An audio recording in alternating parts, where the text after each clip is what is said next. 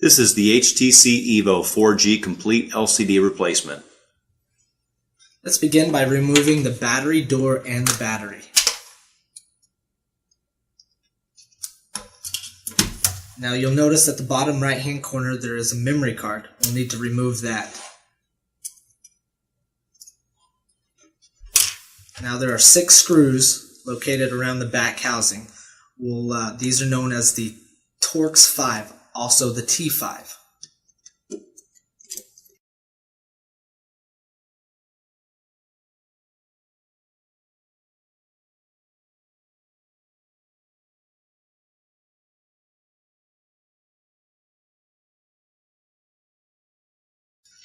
Now if you turn the Evo on its side, you'll notice that there's a seam that's together between the front housing and the back housing. You can just take your plastic pick and you can just take the flat end and just separate those two from each other.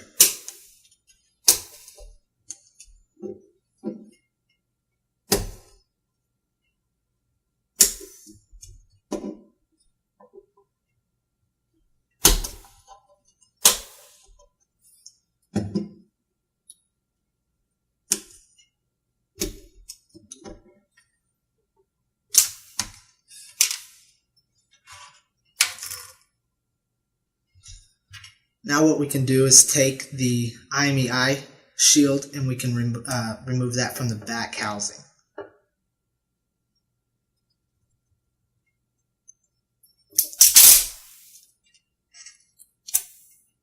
Now you'll notice that there's a Phillips in the right hand corner of the device, and we'll need to remove that.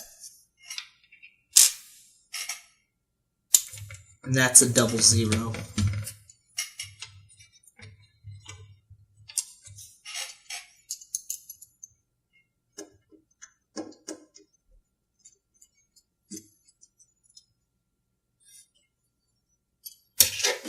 Now you'll notice that there are 3 flex cables along the left hand side of the device, and what you'll have to do is take that 3M tape that's covering up the plug-ins, and you'll need to remove that tape.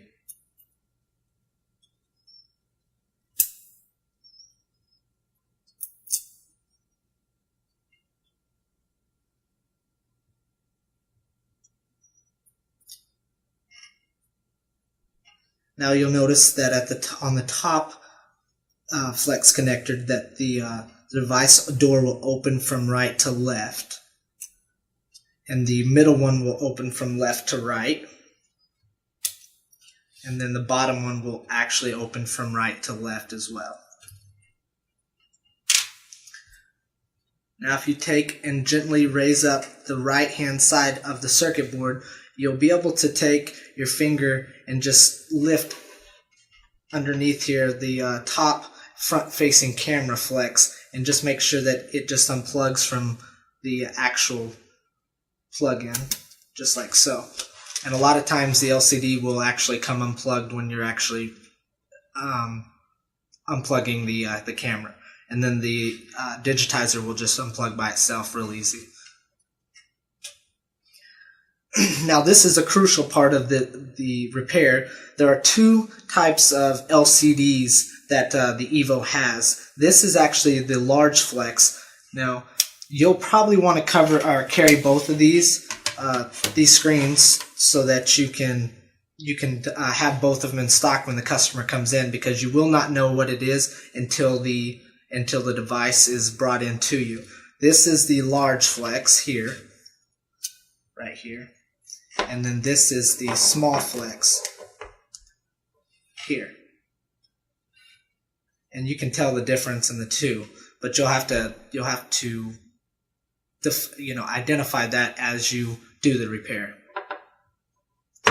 Now ours is the large flex, so what we'll do is take the large one, and you'll notice that in these units, when you get them, the front facing camera and the side volume keys will have to be replaced, as well as the power button on the top of the phone.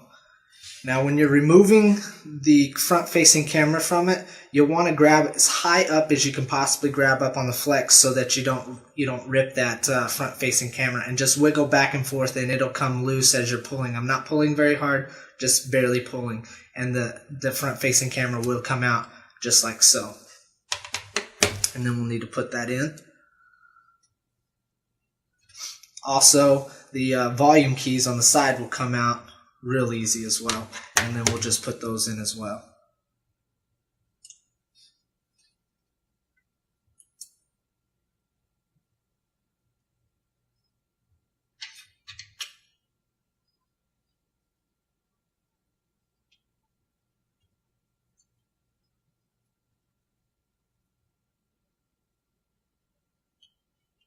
And they only go in one way, so it's not like you can get them turned upside down. And then on the power button, you'll have to remove it, and it comes out just as well.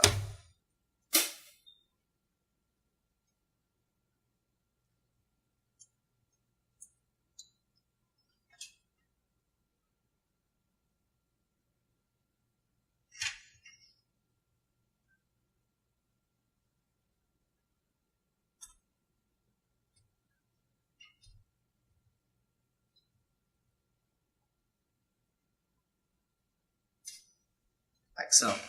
Now what we'll do is take the circuit board and we'll actually start plugging in the flex cables into their appropriate locations. Now I tried to take the front facing camera and plug it in first because it's typically the one that's the hardest. And just make sure that it's plugged all the way in, and then close the door.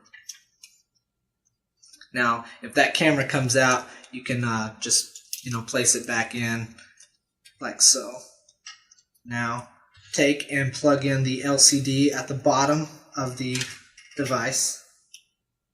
I usually have some guidance with your flat spudger or flat pick.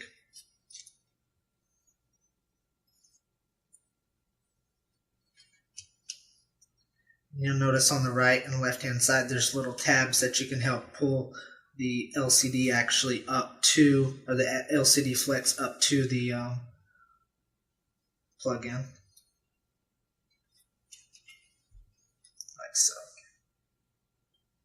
Yes, and what you'll need to be careful is that these flex cables are really easy to rip, so you'll have to be careful with them as you're plugging them in so that you're not ripping them as well. Now we'll take the digitizer cable and we'll actually plug it in as well.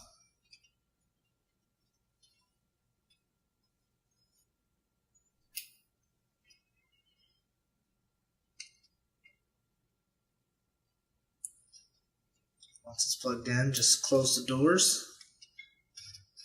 Now in the left hand corner of the screen, about a fourth of the way up from the bottom, you'll notice that the circuit board has to actually go underneath the front housing, and you'll feel it when it's in there, right? Because the actual foam will clasp down and sit just right.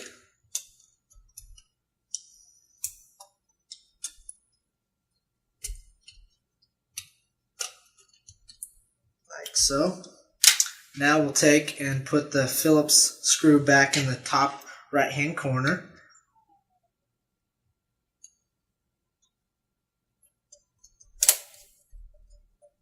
Like so. Now what I like to do is I like to take and put the black tape back across the flex connectors so that it has something to hold those doors down.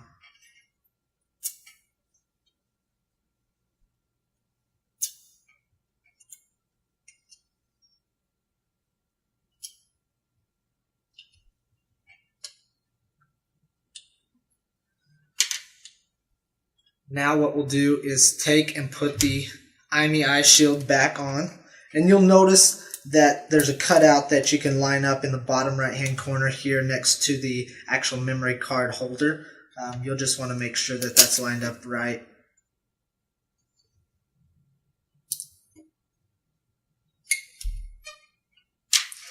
Now we'll take the back housing and place it down, And you'll hear it as it starts clipping around the front housing that it's together.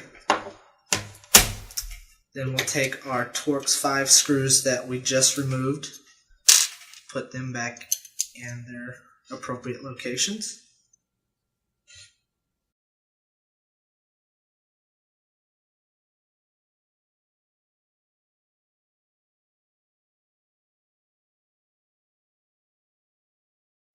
Now we'll put the memory card back in. Just make sure that the memory card door is up. And just slide the memory card in, push down. Put the battery and battery door in. Power the device on. And we have repaired an Evo 4G.